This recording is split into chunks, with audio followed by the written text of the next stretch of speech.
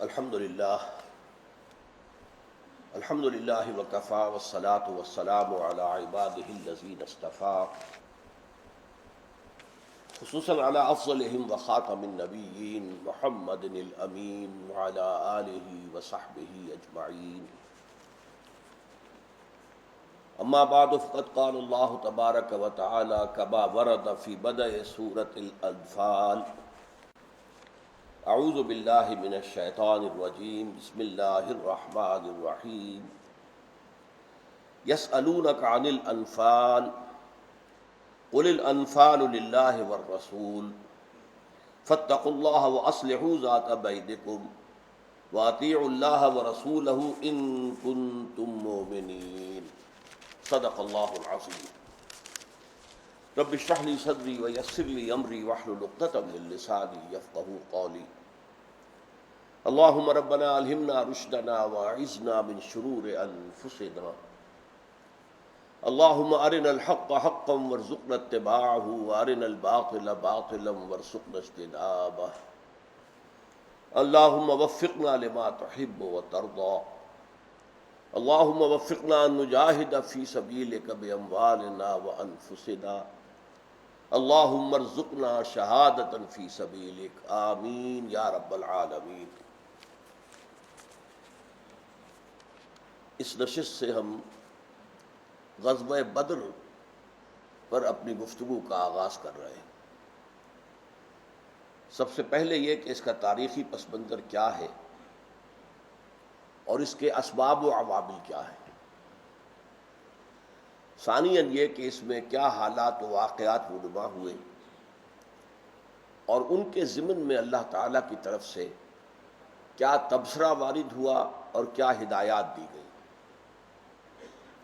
غزوہ بدر سب جانتے ہیں کہ نبی اکرم صلی اللہ علیہ وسلم کی جو دعوت اور تحریک، اقامت دین کی جد و جہد، اس کے ضمن میں اسے ایک اہم ٹرننگ پوائنٹ کی حیثیت حاصل ہے. لیکن یہ کہ جیسا کہ میں پہلے عرض کر چکا ہوں کئی دفعہ، دور حاضر بلکہ حاضر سے اب میں کہوں گا کچھ ماضی قریب، پچھلی صدی میں جو سیرت پر کتابیں لکھی گئیں ان میں بعض پہلوؤں کو چھپایا گیا،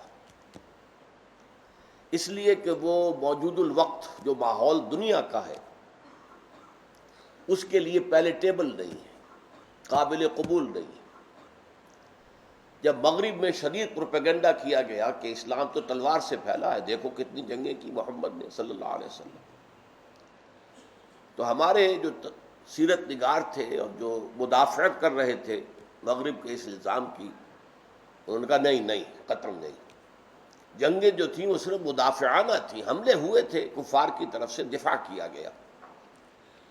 یہ در حقیقت جو دین کا انقلابی تصور ہے اور سیرت نبوی کا صحیح فہم ہے اس کے بالکل خلاف ہے.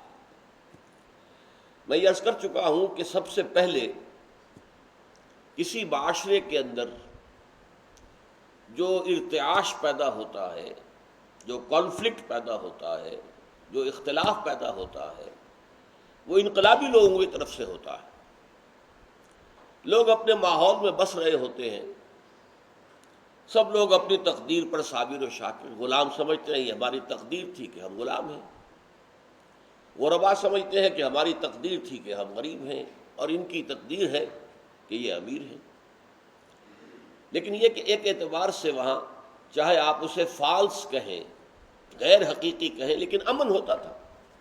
کوئی کانفلکٹ نہیں، کوئی تصادم نہیں، کوئی غلاموں نے بغاوت نہیں کی تھی مکے کے اندر، کوئی امیروں نے غریبوں کے اوپر دھاوے نہیں بولے تھے. اس ماحول میں جب حضور نے کھڑے ہو کر کہا یہ نظام غلط ہے، تمہارے عقائد غلط ہے، تمہارا اخلاق غلط ہے، تو ظاہر بات ہے کہ اس تالاب کے اندر پتھر کس نے پھینکا؟ وہ تو حضور نے پھینکا صلی اللہ علیہ وسلم.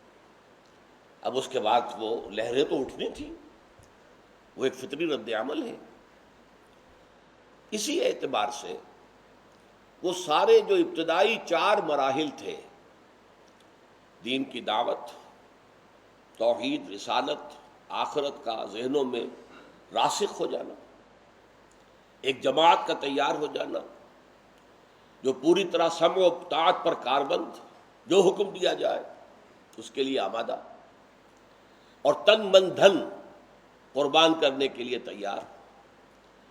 تو اب ظاہر بات ہے کہ اس کے بعد بھی اگر ان انقلابیوں کی طرف سے اقدام نہ ہو کوئی، تو یہ تو ان کی انقلابیت کے پھر خلاف ہو جائے گا۔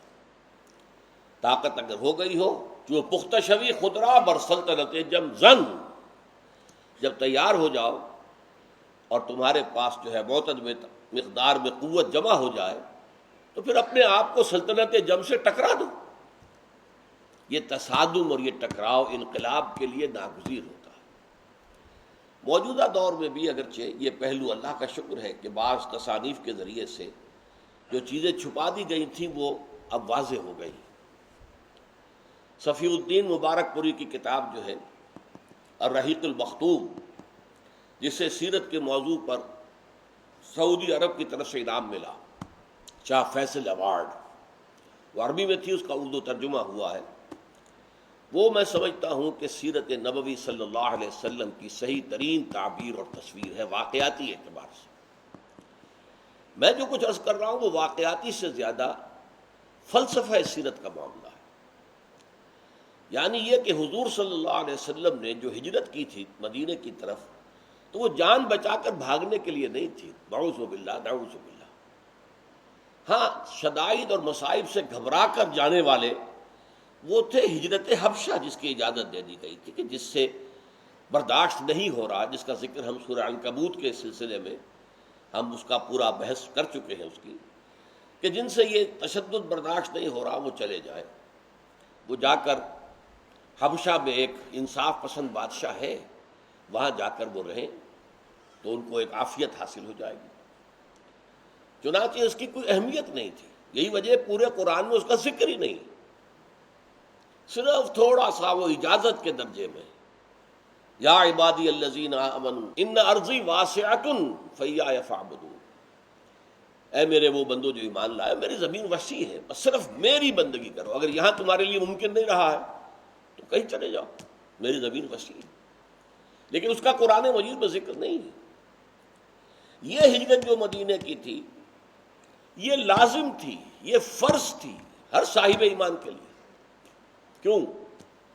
اس لیے کہ پیش نظر یہ تھا کہ مدینے سے اب ہمیں یہ جو کفر کا گڑھ بن گیا ہے، شرک کا مرکز بن گیا ہے، جو ابراہیم اور اسماعیل نے تعمیر کیا تھا توحید کا مرکز، اور مسخ کر کے اسے شرک کا مرکز بنا دیا گیا ہے، اس کے خلاف ہمیں اقدام کرنا ہے۔ لہذا تمام اویلیبل جتنی بھی نفری ہمارے پاس ہے اہل ایمان کی، وہ سب اس مرکز پر جمع ہو جائے، اس لیے کہ اقدام کرنے کے لیے تو ساری طاقت ایک جگہ پر جمع ہو۔ ہمیں بیس عطا کر دیا اللہ نے مدینے کا، تو اب وہاں پر سب جمع ہو جائے۔ فرض تھی یہ ہجرت۔ سورہ انفال میں بھی، سورہ نساء میں بھی صاف کہہ دیا گیا اگر وہ ہجرت نہ کرے تو اے مسلمانوں تمہارا ان سے کوئی تعلق نہیں۔ وہ آیتیں ہم بھی پڑھیں گے انشاءاللہ اسی بحث کے سلسلے میں جو سورہ انفال میں آئی۔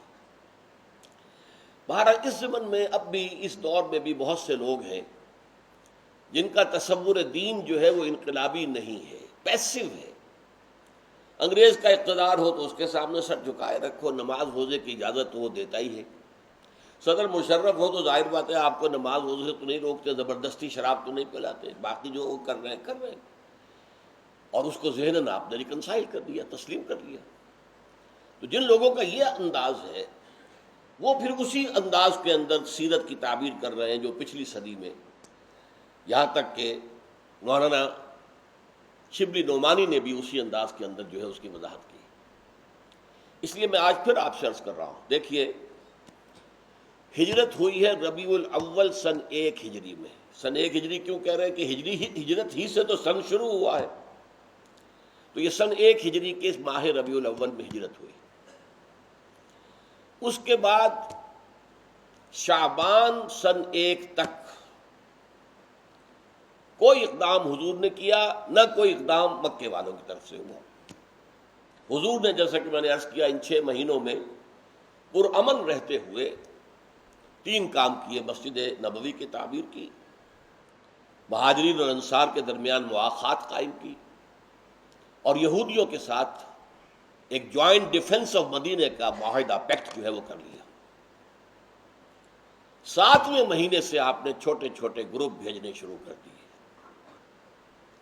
تاکہ قریش کی جو لائف لائن تھی، یعنی کیروان روٹس جن سے کہ ان کے قافلے گزرتے تھے، مکے سے چلے شام کی طرف جا رہے ہیں، وہ بدر میں سے گزرتے تھے، مکے سے چلے اور یمن جا رہے ہیں، وہ طائف میں سے ہو کر گزرتے تھے۔ ان روٹس پر آپ نے چھاپا مار دستے بھیجنے شروع کر دیے۔ یہ 8 مہمیں ایسی ہیں ایک سال میں، ایک سال کے اندر 8 مہمیں۔ 4 میں حضور بھی شریک ہوئے، وہ غزوات کہلاتے ہیں۔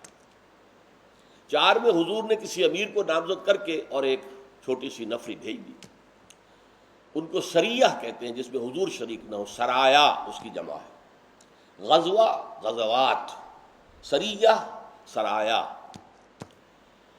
اب یہ ظاہر بات ہے یہ پروووکیشن تھی، اس لیے کہ قریش کی گویا کہ آپ ایک طرح سے لائف لائن پر آپ نے ہاتھ ڈال دیا، تو یہ اکنامک بلاکیڈ ہو رہا ہے اب۔ پھر یہ کہ حضور جہاں بھی تشریف لے گئے وہاں پر انہوں نے، آپ نے صلی اللہ علیہ وسلم، جو وہاں کے قبائل تھے ان سے معاہدے کرنے شروع کر دیے۔ اب یا تو وہ پہلے قریش کے حلیف تھے، اب حضور کے ہو گئے، قریش کی قوت کم ہوئی، حضور کی بڑھ گئی، یا انہوں نے کہا صاحب ہم اس جھگڑے میں نہیں پڑتے، ہم نہ قریش کی مدد کریں گے آپ کے خلاف، نہ آپ کی مدد کریں گے قریش کے خلاف۔ وہ سب کے سب پہلے قریش کے تابع تھے، اب جو بھی نیوٹرل ہو گئے اس میں بھی قریش کی قوت کم ہوئی۔ اس اعتبار سے اسے ہم کہیں گے کہ zone of political influence of Quraish was decreasing and the zone of political influence of Muhammad صلی اللہ علیہ وسلم واز انکریزنگ۔ یہ 2 بنیادی اسباب ہیں کہ جس سے پھر وہاں پر کھلبلی مچی ہے۔ لیکن اس کھلبلی میں یہ نوٹ کر لیجیے، غزوہ بدر رمضان سن 2 میں ہو رہا ہے، اور ربیع الاول سن 1 میں حضور نے ہجرت فرمائی ہے۔ یہاں سے لے کے وہاں تک 18 مہینے میں قریش کی طرف سے کوئی کارروائی نہیں ہوئی، کوئی کارروائی ریکارڈ پر نہیں۔ اس 1 سال کے دوران میں جبکہ 8 مہمیں چلی ہیں، 4 غزوات، 4 سرایا، اس میں بھی قریش کی طرف سے کوئی کارروائی، اٹس ناٹ آن ریکارڈ۔ یہ صورتحال ہے جس کو میں کہتا ہوں یہ ایکٹیو ریزسٹنس تھی، ایکٹیو ریزسٹنس تھی۔ قریش میں کنٹروورسی جاری تھی مکے میں اس کو بھی بیان کر چکا ہوں کہ ایک ہوتے ہیں ڈوز، ایک ہوتے ہیں ہاکس۔ ہاکس ہوتے ہیں جنگجو، مارو جی مارو مر جاؤ، یا مر جاؤ یا مار دو۔ ایک ڈوز ہوتے ہیں کہ بھائی اپنے دشمن کو بھی اگر مارنا ہے تو اگر گڑ دے کر مارا جا سکتا ہو تو خام خواہ جو ہے اسے زہر دینا ہے۔ تم حکمت عملی سے کام لو، دیکھو تیل کی دھار دیکھو۔ وہاں جو ہاکس تھے ان کا سردار تھا ابو جہل، اس کے علاوہ کئی تھے، اور ابو عقبہ ابن ابی معیط وغیرہ وغیرہ، اخنس ابن شریح وغیرہ وغیرہ۔ اور جو ڈوز تھے، فاختائیں ہاکس، وہ جو شہباز ٹائپ لڑاکا جنگجو، تو وہ ڈوز کے سردار جو تھے وہ ایک تو تھے حکیم بن حزام رضی اللہ تعالیٰ عنہ، وہ بعد میں ایمان لے آئے، اس وقت تک وہ مشرکین میں سے تھے۔ حضرت خدیجہ رضی اللہ تعالیٰ عنہ کے قریبی عزیزوں میں سے تھے۔ دوسرے عتبہ ابن ربیعہ جو ایک بزرگ تھا ان کے ہاں، اور تھا دھیمے مزاج کا۔ تو عتبہ ابن ربیعہ روکے ہوئے تھا ان ہاکس کو، اور اس نے بڑی زبردست بات کہی تھی ڈپلومیٹک اعتبار سے کہ دیکھو محمد اور اس کے ساتھی یہاں سے چلے گئے، بلا تمہارے سروں سے ٹل گئی، رسید بود بلائے ولے بخیر گزشت۔ لیکن محمد نچنت بیٹھنے والے تو نہیں ہیں، وہ وہاں جا کر چرچا کریں گے اب اسی دعوت کا۔ سارا عرب مشرک ہے، وہ شرک کے خلاف وہاں بات کریں گے تو پورا عرب ان سے ٹکرائے گا۔ اب اگر عرب محمد کو زیر کر لیں صلی اللہ علیہ وسلم، ختم کر دیں معاذ اللہ، تو جو تم چاہتے ہو وہ ہو جائے گا، اور تمہیں اپنی تلواریں اپنے رشتہ داروں کی، ظاہر بات ہے کون تھے یہ، جتنے مہاجرین تھے قریش میں سے تھے نا، تو اپنے بھائیوں اور عزیزوں کے خون سے اپنی تلواریں رنگین نہیں کرنی ہوں گی. اور اگر محمد غالب آ جائے پورے عرب پر then we stand to lose nothing. ہمارا کیا نقصان ہوگا؟ آخر محمد ہمارا بھائی ہے، قرشی ہے کہ نہیں، عبد المطلب کا پوتا ہے یا نہیں؟ تو گویا کہ ہماری حکومت پورے عرب پر قائم ہو جائے. کس قدر ڈپلومیٹک بات ہے، آپ ذرا غور کیجیے. بہرحال اس بنا پر وہاں سے کوئی کارروائی نہیں ہوئی. اسی اثنا میں جو 18واں مہینہ ہے اس 1.5 سال کا، اس میں 2 واقعات ہو گئے. ایک تو یہ کہ ایک قافلہ ابو سفیان کی سرکردگی میں گیا تھا شام. جب وہ شام جا رہا تھا حضور نے اس کا پیچھا کیا تھا، لیکن وہ تیزی سے نکل گیا. اب اس کی خبر آئی کہ وہ واپس آ رہا ہے اور گزرے گا بدر سے. بدر ہی کا راستہ تھا. یہ بدر جو ہے ایک یوں سمجھیے کہ ایک ایسی وادی ہے جو لمبائی میں زیادہ ہے، چوڑائی میں کم ہے، لیکن ہے کھلی، خاصی کھلی وادی. شمال میں ایک گھاٹی سے ہو کر وہ راستہ ہے کہ جو شام سے آتا ہے. جنوبی اینڈ پر ایک گھاٹی میں سے ہو کر وہ راستہ ہے جو مکے سے آ رہا ہے. اور اس کا جو مشرقی بازو ہے اس کے تقریباً وسط میں ایک گھاٹی میں سے ہو کر وہ راستہ ہے جو مدینے سے آ رہا ہے. حضور کی اسٹریٹجی یہ ہوئی کہ بدر میں اس قریش کے قافلے کے اوپر حملہ کیا جائے. لہذا حضور صلی اللہ علیہ وسلم مدینے سے روانہ ہو گئے. کسی جنگ کا کوئی خیال نہیں تھا، نہ آپ کا کسی جنگ کا ارادہ تھا، نہ کوئی اندیشہ تھا کہ جنگ ہو جائے گی. بالکل ایسے جیسے اس سے پہلے 4 غزوات میں حضور گئے تھے، اسی طریقے سے سمجھیے کہ 5واں غزوہ یا 9ویں مہم تھی کہ جس کے لیے حضور وہاں سے نکلے. اسی لیے نہ نفیر عام تھی، نہ سب صحابہ شریک ہوئے، اور جو شریک نہیں ہوئے ان پر کوئی عتاب بھی نہیں ہوا کہ کیوں نہیں شریک ہوئے. کعب بن مالک رضی اللہ تعالی عنہ، ان کی روایت صحیح بخاری میں موجود ہے کہ چونکہ بدر میں تو ایک قافلے کا پیچھا کرنا مقصود تھا، کوئی جنگ نہیں تھی، لہذا بہت سے لوگ نہیں گئے، وہ خود بھی نہیں گئے تھے، اور نہ جو گئے ان کے اوپر کوئی عتاب ہوا. لیکن یہ کہ 2 واقعات ایسے ہو گئے کہ قریش میں اب وہ ڈوز جو ہیں ان کی آواز دب گئی اور ہاکس کی آواز جو ہے وہ بلند ہو گئی. ایک ابو سفیان نے اپنا ایلچی بھیج دیا، جاؤ شور مچا دو مکے کے اندر کہ ہمارے قافلے کو خطرہ ہے محمد کے لوگوں سے، وہ لوٹ لیں گے. اور قافلے میں 1000 اونٹ تھے، 50,000 دینار، 7 من سونے کے مساوی، اور بہت سا مال، اور صرف 40 اس کے جو ہیں وہ پہرے دار کہہ لیں، محافظ کہہ لیں. تو یہ قافلہ تو ختم ہو جائے گا، تمہاری ساری دولت محمد لوٹ لیں گے. عین اسی وقت جو سریہ نخلا ہوا تھا، جہاں کے مسلمانوں کے ہاتھوں ایک مشرک مارا گیا، عمرو بن الحضرمی، اس کا قتل ہو گیا. ادھر سے اس کا بھائی چیختا ہوا آیا کہ ہمارے آدمی کو، میرے بھائی کو قتل کر دیا ہے محمد کے آدمیوں نے، اور قتل بھی کیا ہے رجب کے مہینے میں، جو کہ مہینہ جو ہے وہ اشہر حرم میں سے ہے. بس اب یہ طوفان جو ایک وقت میں جمع ہو گیا، تو ظاہر بات ہے کہ اب ڈوز کی بات کچھ نہیں ہو سکتی تھی. اب جو ہے ہاکس غالب آ گئے، طبل جنگ بجا دیا گیا، اور 1400 آدمی مکے سے اس فوج میں شریک ہو کر آ گیا ہے. یہ اصل میں جو 1000 مشہور ہے، آپ سوچ رہے ہوں کہ شاید میں نے غلطی سے 1400 کہہ دیا، مکے سے 1400 نکلے تھے. لیکن ابھی یہ سفر میں، ابھی یہ بدر کی گھاٹی سے کافی پہلے تھے کہ وہاں اطلاع پہنچ گئی کہ قافلہ تو نکل گیا، صحیح اور سالم واپس چلا گیا. اس لیے کہ ابو سفیان نے یہ حکمت کی تھی کہ ایک طرف تو ایلچی بھیج دیا کہ وہ بدر کی طرف آئے، فوج آ جائے، دوسری طرف خود راستہ بدل دیا، پہاڑ کے دوسری جانب مغربی جانب سے ہو کر جو میدانی علاقہ تھا اس میں سے ہو کر قافلہ نکال کر لے گئے. جب یہ اطلاع پہنچی کہ قافلہ تو ہمارا حفاظت کے ساتھ جو ہے وہ پہنچ گیا ہے، تو پھر ایک یہاں پر پھر ڈوز کو موقع مل گیا. انہوں نے کہا اب خام خواہ خوریزی کی کیا ضرورت ہے، ہم تو اپنے قافلے کی حفاظت کے لیے نکلے تھے. ابو جہل اڑ گیا، نہیں، ہمیں تو اب کفر اور جو بھی ہے، کفر اور جو مسلمان جسے اسلام کہتے ہیں، حق کہتے ہیں، تو کفر کا اور حق کا اب فیصلہ ہو کر رہے گا. اس میں یہ کہ بنو زہرہ کے 300 یا 400 آدمی واپس ہو گئے کہ یہ غلط ہے کام، جب قافلہ ہمارا بچ کے نکل گیا ہے تو اب خون ریزی کی کوئی ضرورت نہیں، تب وہ 1000 رہ گئے۔ مکے سے حضور نکلے ہیں تو جیسا کہ میں نے عرض کیا تھا کسی جنگ کا آپ کو خیال ہی نہیں تھا، نہ آپ نے اعلان کیا، لہذا وہ 313 افراد وہاں سے چلے، سب کے پاس ہتھیار بھی نہیں تھے، وہ تو ایک قافلے کو جس میں کہ صرف 40 جو ہے وہ محافظ تھے ان سے نپٹنا تھا، کیا مشکل تھا۔ لیکن ابھی آپ بدر نہیں پہنچے تھے، درمیان میں تھے کہ آپ کو وحی کے ذریعے پتہ چل گیا، اللہ تعالیٰ نے فرمایا کہ ایک لشکر بھی مکے سے چل چکا ہے۔ اب گویا کہ یوں سمجھیے کہ ایک قافلہ شمال سے آ رہا تھا، وہ تو بدر میں داخل ہونے سے بجائے راستہ موڑ کر اور پہاڑ کے دوسری طرف سے ہو کر نکل گیا۔ ایک لشکر چلا تھا مکے سے 1400 کا، وہ درمیان میں 300-400 کے جانے کے بعد 1000 کا رہ گیا۔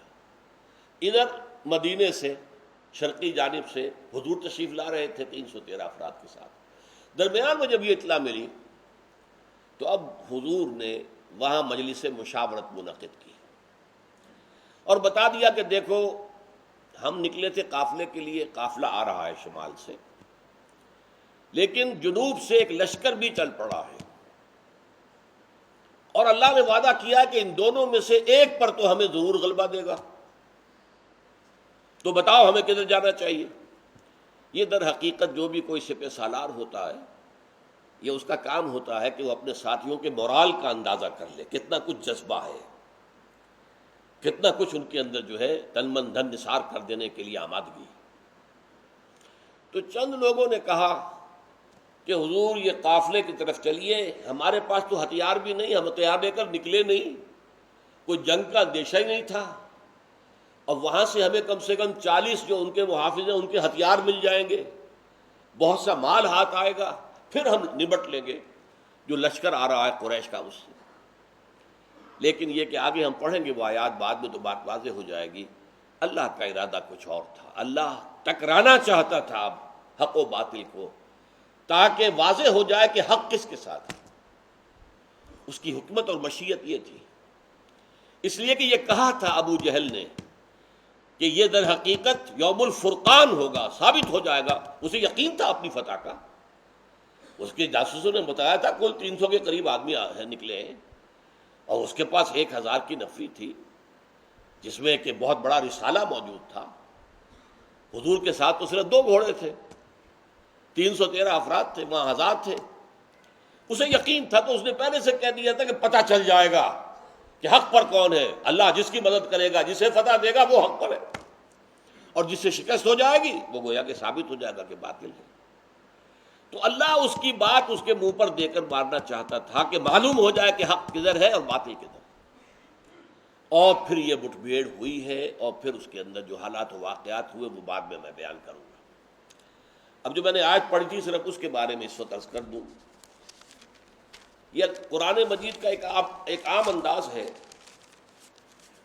کہ وہ کسی صورت یہ نوٹ کر لیجئے کہ غزوہ بدر کے حالات پر یہ سورہ انفال قرآن مجید میں 75 آیات پر مشتمل اور 10 رکوعوں پر، یہ ایک مسلسل خطبہ ہے، غزوہ بدر سے متعلق ہے، یا یوں کہہ سکتے ہیں کہ یہ چیپٹر ہے غزوہ بدر پر قرآن مجید کا، اور اس میں جیسا کہ میں نے عرض کیا وہ حالات سارے بیان کیے گئے، اس پر تبصرہ کیا گیا، جو غلطی ہوئی اس کو بھی کھول کر بیان کر دیا گیا تاکہ آئندہ ان کا معاملہ دوبارہ ارتکاب نہ ہو۔